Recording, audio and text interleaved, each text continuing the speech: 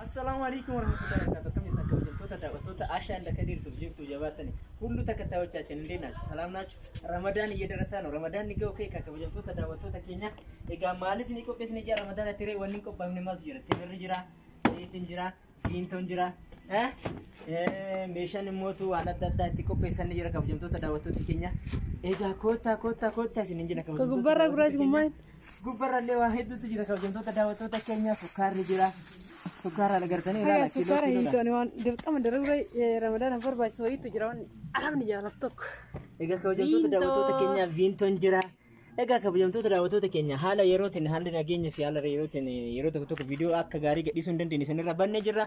Nu wajjin kottaa waan fitan xalabadha. Jiin Ramadana dhufeera. Ramadan mabruuk jedhaan ka. Mubarak. Mubarak. Ramadan mubarak jedhaan kabajamtoota daawwattoota keenya. Wassalama.